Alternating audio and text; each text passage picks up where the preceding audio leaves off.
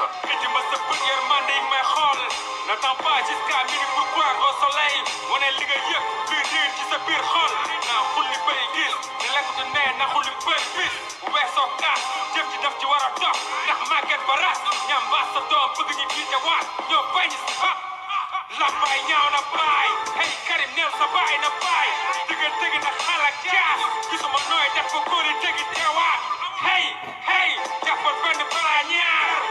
askan waa ngi arma xeex du woote wàllu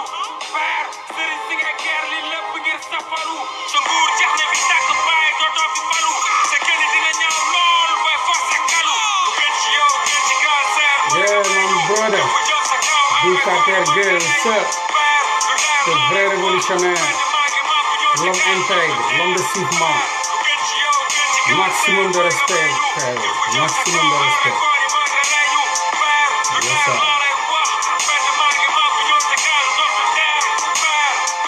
Daha what's up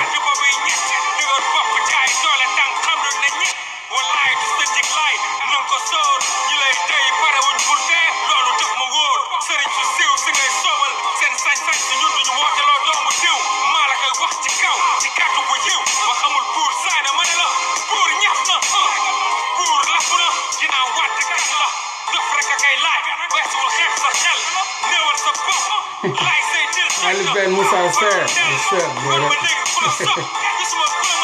Jaajëf. Yes, sir. Yes, sir.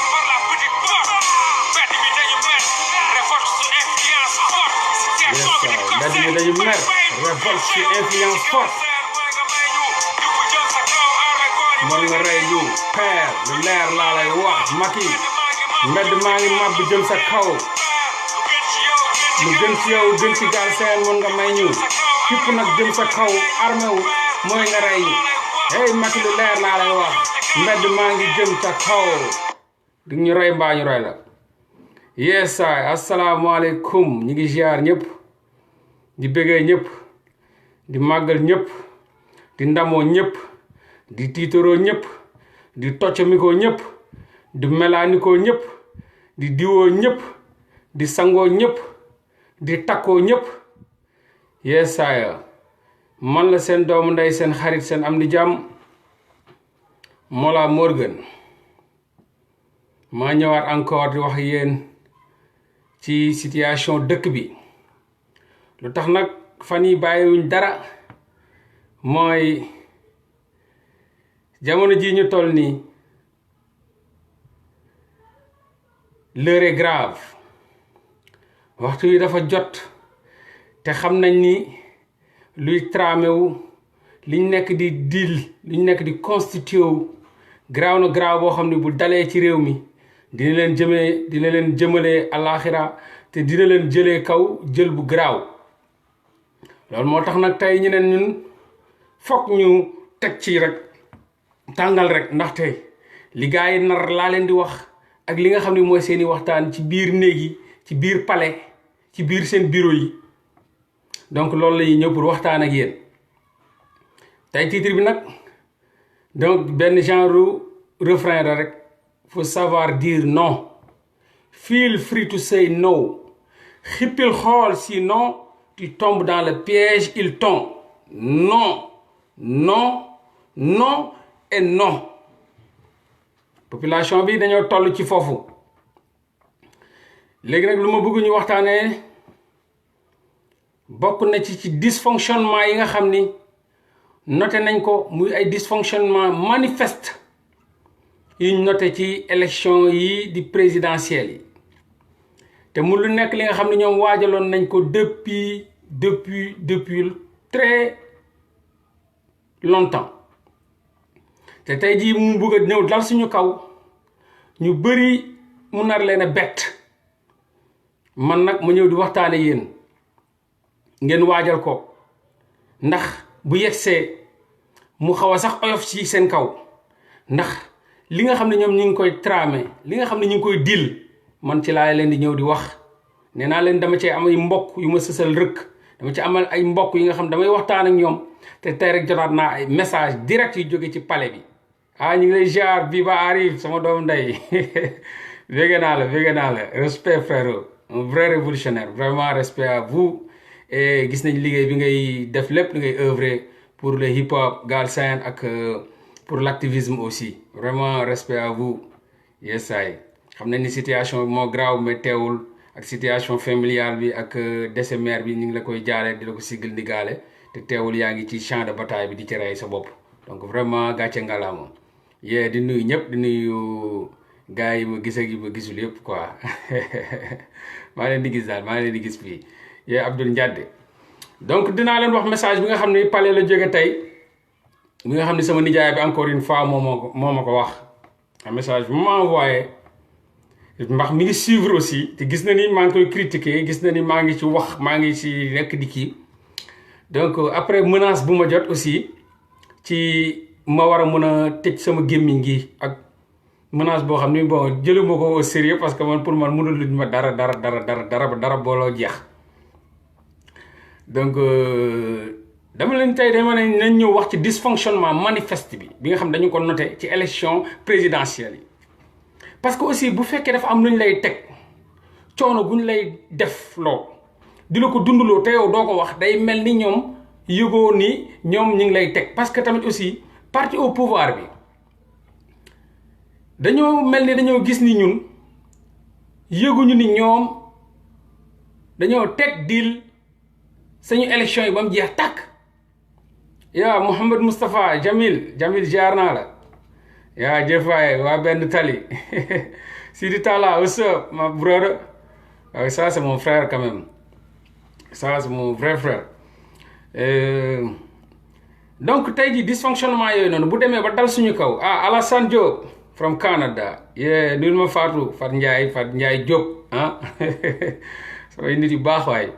ay vrai bañkat ñi ngi nii respect à vous xam na ñun dañoo am fit rek nekk di wax mais xam ne ni gënuñu leen yeyoo di wax parce que boo leen waxoon tey dañuy noppi parce que xam nañ li ngeen ci xam ak li ngeen ci mën ak li ngeen ci mën a def ñun xaajaat bi yàlla mayuñu ko moo tax li ñuy xeeb nañ loolu li ñuy jéem a def juste pour waxtaan ak ñenn ñi la rek la mais bu dee yéen moom trop instruit macha allah gàcce ngalaama donc dysfonctionnement yooyu laa bëgg ñu ñëw di waxtaan ci ñëw waxte encore une fois que bu mu leen bett parce que dama doon lire benn interview maître Mame Adama Gueye li ma lay wax nii def na 1 an mu ñëwoon créer benn logiciel boo xam ni pour affaire élection yi la woon pour ay élection transparente maanaam tey bu ñu jëloon loolu noonu tey dugal ko depuis ci fichier électoral bi ba suñu jonn yàlla tey depuis bu ñuy jënd carte yi bu ñuy jaay defar carte yi et El Hadj Tamsir ziar naa la depuis bu ñuy defar carte yi nga xam ne def nañ ci encore une fois damay rappeler rek ñëpp xam nañ ko 52 milliards la Macky Sall def ci carte électeurs yi ak carte d'identité yi ñoom lañ boole ndoo donc 52 milliards la ci Macky Sall investir 52 milliards nag ay 100 000 millions boo ko tàllalee maanaam di yegg na France Sénégal 52 milliards la Macky Sall def ci suñu carte électeurs yi nee na ñun xam nañ ni Macky Sall moom ku wër fenkat rek jàpp ko donc kooku moom jaaxaluñu ngañ damba jaar naa la donc ñu gis ni tey am na benn tripatouillage bu grave bu am ci élection yi passé yii nga ñu jóge nii voté loo nañ ay xale Fuuta def nañ achat de conscience maanaam jënd nañ ay nit ay achat de conscience loolu muy lu grave li nga xam ne waa PS ñoo ko doon def Macky Sall reveniraat na ko parce que Macky Sall baayam mooy Ablaye Wade moo ko yar waaye méthodologie Abdou Diouf la yore maanaam pouvoir Abdou Diouf la yore parce que ñu ko wër sax waa ay formation PS la muy Moustapha Niass muy Tanor Dieng donc kooku noonu malgré que école démocrate la génne parce que parti démocratique sénégalaise la ñoo ko formé mais teewul parti socialiste bi ñoom ñoo ko wër ñooñu ñoo koy insérer ay système yi nga xam ne c'est des systèmes socialistes donc tey jii ay pratiques socialistes lay utiliser mooy achat de conscience bi nga xam ne Abdou Diouf doon na ko def moo gënoon garaaw que Ablaye Wade bu mu fi ñëwee nu mu doon defee ay achat de conscience yu garaaw la Macky Sall def jënd na baadoole ya waa Grand Yoff waa Yëmbal waa Kër Madiabel waa Route de Boune waa Thiaroye waa Guédiawaye pour quartier yu gën a pauvre extrême pauvreté moom moo fa am ñooñu def leen jënd donc muy ay achat de conscience voté loo na ay xale Fuuta gis naa ñuy laajte naan waa mais xanaa foofu woon amul woon parti opposition bi nekk ñu foofu non dinaa leen expliquer benn histoire bu ndaw am na les bas-fonds du Sénégal foo xam ne ñoom chaque jour parti au pouvoir dafay teg def fa yóbbu fa ay urne te kenn mënu fa ñëw ku dul ñoom parce que ñoom ñoo am le pouvoir ñoom ñoo am doole ñoom ñoo am possibilité yegg fa man dem naa foofu noonu dama leen di jox benn anecdote am na ay dëkk yi nga xam yu mel ni noté woon naa ko pour bañ ko fàtte Saara Alkaali ñu may déglu fii kan moo ci xam Saara Alkaali na ma kenn wax kan moo fi xam bitiki Fara Sénégal la de fan la nekkee kan moo ko xam na ma ko wax kan moo fi xam jànke mahan na ma ko wax ak yeneen yi nga xam ni ay barab la yoo xam ni ay Fuuta boo demee ci fin fond Fuuta foofu noonu Macky Sall rek moo am possibilité am fa ay éléments yu taxaw pour sécuriser ay éléments yu taxaw pour mun a seen parti représentatif foofu noonu grand Pape Modou Niass xam na li ma koy wax ànd nañ man ak moom ci bas fond Sénégal ay jànke mahan ay bitiki Fara ay Saara Alkaali amul fenn foo xam ni demuñu fa te saa yu ñu fa demee parti au pouvoir kese ñoo fay nekk ndax ànd naa ak moom ñu dem benn àll boo xam ni foofu noonu élection présidentielle yi jamonoy PS waa ji santoon Sissoko tam dëkkoon Tamba jamono jooju moom moo fa ñëwoon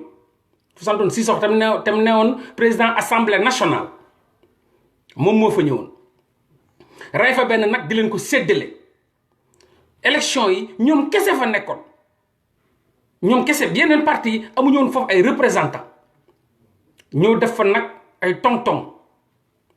n'est-ce pas gars yi di séddoo nag yi di ci dund ñu kontaan foofu mel ni mais bourrage d'urne am na fa maanaam ñoom dañuy jóg kenn new dañ naan la waa kii dugg dañ naan la zéro fan ngay dem ñu ne la zéro ñu ne la Ousmane Sonko zéro la am waaw voilà ay Kañaba foofu xam naa dem naa fa am nuñu jàddee Kañaba sama grand bi nag moom kii toog ni Pape Modou Niass moom amul fu mu demul ci Sénégal dañ doon ànd suba ngoon gu dee bëccëg ci camion yi fin fond foo xam ni sama waa ji boo fa ñëwee da ngay gis ñoo xam ni duñ sol yére taatu neen la ñuy def chef de village bi ci boppam waaw Abdou Khadir Sissoko sama grand bi jàppale dama ci Abdou Khadir Sissoko moo fa ñëwoon rey fa benn nag ñu def ay tong-tong foofu noonu amul benn parti politique boo xam ne mun nga fa yegg ku dul parti au pouvoir ñoom rek ñoo fay nekk te boo def duñ indi sax yeneen éléments yi duñ indi sax seen i bulletin donc ñoom seen bulletin rek ñoo fay ne dañ koy tibb nu mu gën a bëri rek ne ko ci rocox ci benn urne yóbbul ko gars yi PS def nañ ko PDS def nañ ko Macky Sall def na ko tamit donc am na ay barab yoo xam ni ñoom rek a fa newoon ñoom ñoo jël seeni bulletin tëmbal ko ci kees bi ci urne yi ba mu fees tepp loolu moo am Fuuta aussi merci grand Pape Modou donc yooyu loolu tey jii ay bourrage d'urne la donc bu mu leen bett bu ñu nee la Fuuta 100 000 Fuuta gis nga fu ñu lay wax noonu sax population bi mat nañu 500 mais ñoom dañ naan la foofu noonu duñ la wax population bi dañ naan la Macky Sall gagné na fa 10 000 te pourtant population boobu matuñu 500 mais dañ naan la Macky Sall gagné na fa 10 000 lan moo ko mun a kii procès-verbaux yoo xam ne ñoom kese ñoo ko signé ñoo ko tamponné mais yooyu dañ koy compté te yooyu dafa war a nekk yu nul ñu ne la Sonko zéro ñu ne la Idrissa Seck zéro ñu ne la Macky Sall 10 000 mais loolu war na la jaaxal boo jëlee ne ñooñu dañ leen corrompre da ngay non corrompre ñu leen parce que ñoom ñoo fa nekk dañoo def bourrage d'urne dañ fa dugal maximum de bulletins possible loolu lañ def Fuuta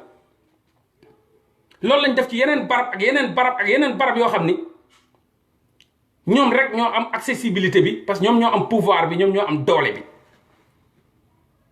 te tam waxoon naa leen ni maam Adama Gueye waxoon nañu ko bu mu ñëwee indi logiciel bi gars yi dañoo refusé bañ ko accepté surtout Macky Sall ñëpp dañ ne woon pour transparence nañ jël lii xam naa bu baax Fouta ngañ Demba Fouta samay frère ñi ngi fa jamono ji nii ñii ñi ngi Kanel ñii ñi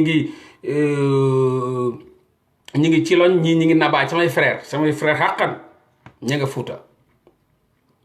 n'est-ce pas xam naa Fouta bu baax léegi nag xaw naa fàtte tukulóor mais dama ko doon làkk comme ndox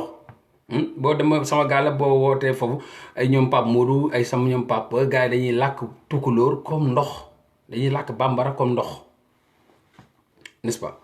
donc pour expliquer la encore une fois bourrage d'urne yu gars yi def tu xamal la encore une fois que Macky Sall c'est un bandit violent il est violent il est anarchique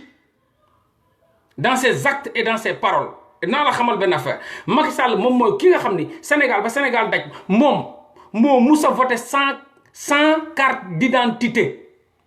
le président bii nga xam ne mooy président sénégalais bi moom kese bu lu yàlla sàkk ci Sénégal moom mooy nit bu njëkk a voté ci Sénégal te amul carte d'identité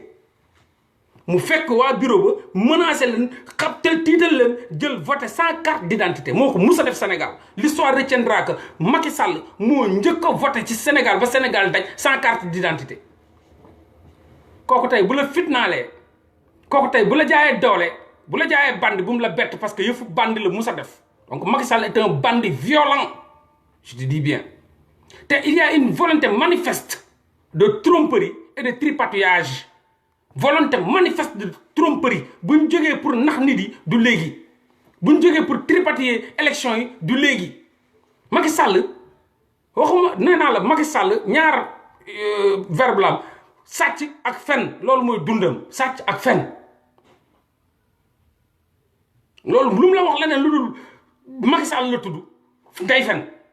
sàcc du dara ci moom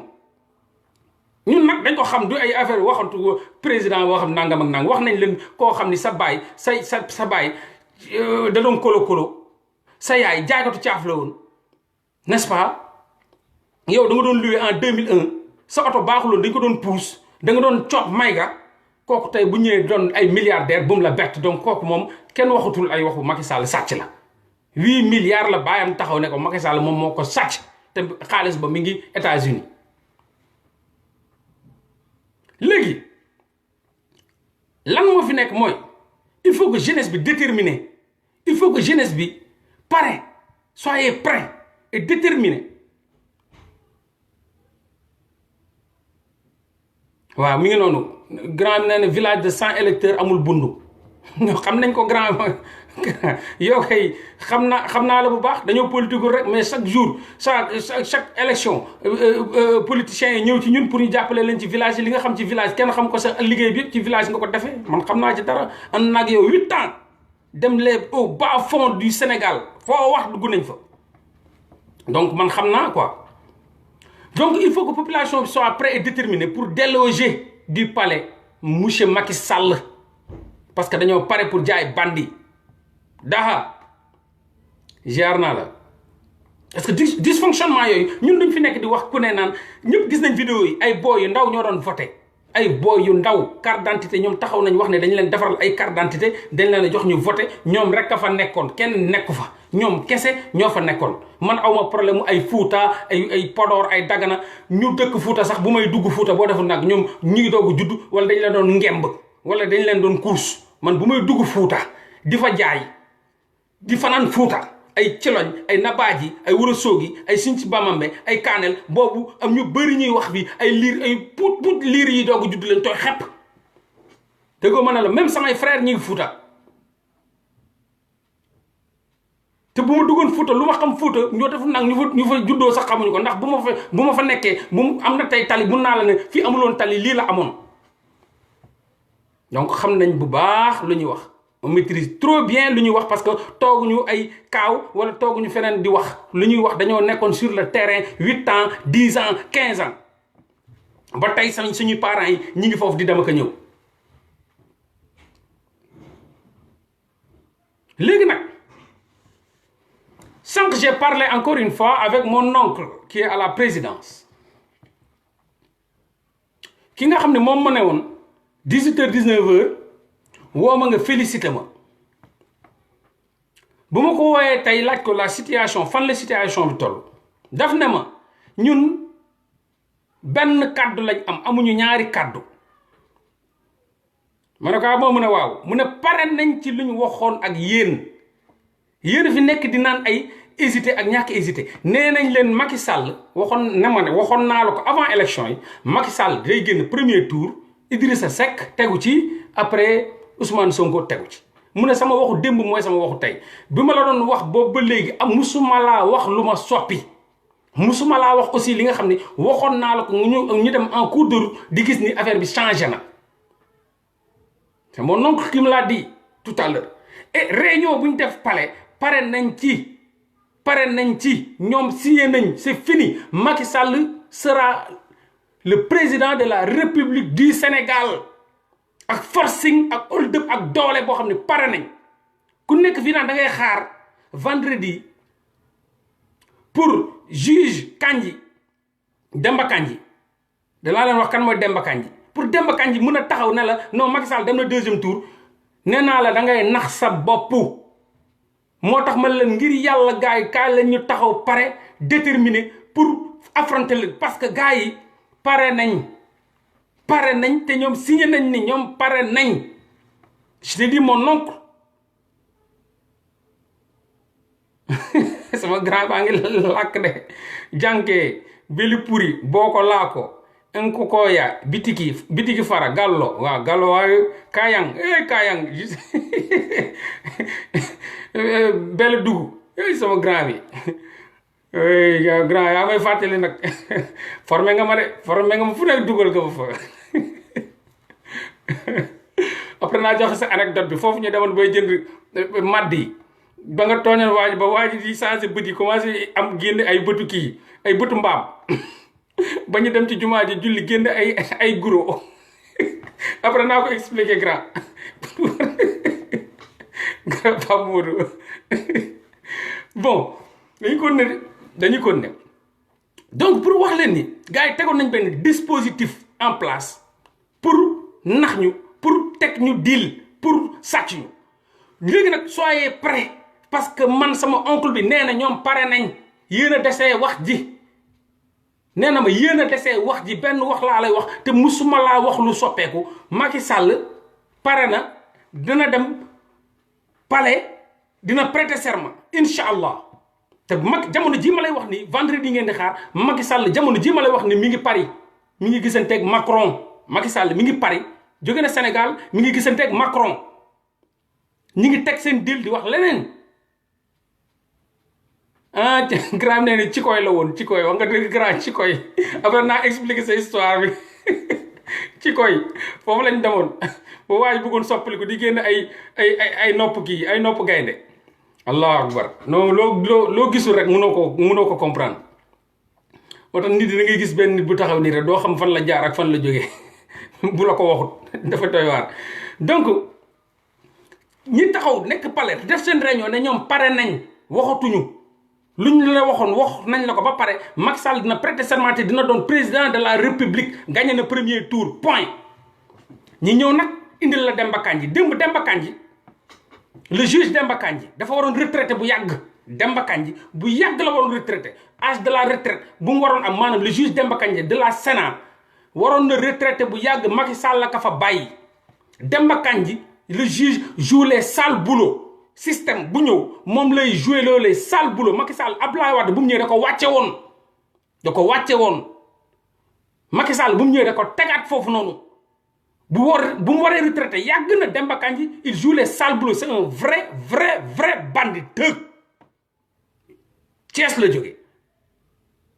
jaar ay xombal ak fu ne Macky Sall sa ku ma naan Demba Kandji le juge bi ñuy xaar naan Sénat moo la gën a nekk wuyu 10 milliards de fois bu mu waree retraité kenn xamul kañ la Macky Sall moo ko fa tegaat kooku ngay xaar mu jox la say résultat Demba Kandji moo tëj Khalifa Sall yëg ngeen loolu xam ngeen loolu yëpp Demba Kandji le juge Demba Kandji moo tëj Khalifa Sall boulot yu muy joué Demba Kandji moo tëj Hissène Habré Demba Kandji moo tëj ñoom Ino Alex Demba Kandji benn genre xaj buñ enragé buñ xiifal la bu toog buñ dugal ci benn cage bu toog di xaar bu war a lekk nit jotee rek bu war a yónnee lekk yàpp rek moom la ñuy yónni c'est un chien enragé le juge Demba Kandji un vrai voyou de la République boo xam ni du génn lu dul bu desee lu dul jouer les sales boulots moom le système bi di yónni na ko waxal ak gars yi bu dee Demba Kandji ngeen di xaar ajuma Demba Kandji dina proclamer le résultat que Macky Sall a gagné au premier tour te loolu du samay wax nag wax ju jóge palais la du samay wax maa ngi nii taxaw solu ma kagul solu ma dara lu ma leen di wax Demba Kandji c'est un vrai voyou il joue les sales boulots Demba Kandji dañ ko yónni vendredi di la leen wax ni Macky Sall a gagné au premier tour munu leen ci dara Macky Sall jamono ji ngay wax ni mi ngi France di réunion ak Macron te vendredi du ko fa fekk Demba Kandji dina génn démb dañ doon def conférence de presse Demba Kandji moo ko doon def dafa ñëw wax ni bon lu bun wax amul importance li may wax moo am importance xaar leen ba jeudi wala vendredi naa leen jox résultat yi journaliste yi laaj ko na ko mais monsieur le juge li nga xam ne premier ministre Boun Abdallah Dionne def na ko lan nga ko mën a wooyee mu ne leen benn question rek laa amoon pour wax leen pour répondre leen aw ma leen lu ma leen di wax jël ay bagages am arrêté affaire ya ba léegi Demba Kandji taxawul wax ni Boun Abdallah Dionne lu mu def tegu ko fenn ba léegi Demba Kandji taxawul wax ni Boun Abdallah Dionne justice war na ko topp parce que lu mu def dafa garaaw ñëw ba ci télé national taxaw di fen naan yow sa kii comme sa candidat moo gagné 57% télé national muy coup d'état électoral lu Demba Kandji lu Boun Abdallah Dionne def dafa garaaw mais Demba Kandji ci boppam pour leen ni sale boulot lay joué nangu ci wax dara bu ñu ko ci laajee dafa bañ na du ci tontu maanaam kon Boun Abdallah Dionne moom Demba Kandji waxulu ko dara comme si deful dara am na ci droit lu ko neex na Boun Abdallah Dionne toj télé yi na Boun Abdallah Dionne rajaxe télé yi Boun Abdallah Dionne jaajëf Kourouma Flow jaajëf ngañ Demba Kourouma bañkat bi donc Boun Abdallah Dionne lu mu def noonu Demba Kandji nee na moom garaawul du dara Demba Kandji ngeen di xaar pour mu def ma ne la jamono ji dëkk yëpp jóg nañ diaspora bi yëpp jóg nañ gaa yaa ngi fippu gaa yaa ngi dem ci consulat yi gaa yaa ngi dem ci ambassade yi gaa yaa ngi yuuxu gaa yi Sénégal la nga toog di lekk seen ceeb bu fat tarit di naan seen i caañ ba pare naan Demba Kandji la ñuy xaar le voyou Demba Kandji le juge Demba Kandji l'homme qui joue au sale boulot l'homme qui joue les sales boulots kooku la ñuy xaar pour mu jox ñu résultat waa pale nag nee nañ ñoom pare nañ et vendredi wala jeudi di ngeen rus di ngeen am gàcce ndax Demba Kandji dina ñëw ne Macky Sall moo gagné ci premier tour Macky Sall daw na dem France ñu ngay wax xool instant yi projet yi xool licence yi nan la ñuy def pour continuer seen i liggéey bi ñu entamé woon ak la France donc kooku moom pare na ak nu muy war a prêter serment parce que il faut pas oublier que Macky Sall bu mu gagné élection présidentielle ak Ablaye Wade France la jubali direct Paris dem gisi ji président bi tey tamit Macky Sall bu ko gars yi bu mu tegee dil yëpp ba mu mat France la dem fu nekk nii pour waxtaan ak président bi pour xool nañ ni def pour continuer seen projet yi ñu entamé woon léegi nag mbir maa ngi nii nag ñu jàkkaar loolu nag dara desatu fi nag léegi nag moom bu dee deen Demba Kandji ngeen di xaar wax naa leen kuy Demba Kandji wax naa leen sàll bu luy Demba Kandji di jouer wax naa leen ni fépp fu des lu dul affronter peuple bi wax leen lu leen dul neex Demba Kandji la ñuy woone xëpp ci kaan yi Demba Kandji ak lii ñoo yem ab xaj bu bon la mi ngi nii kii mooy Demba Kandji ngi nii ab xaj bu bon bulldog la n'est-ce pas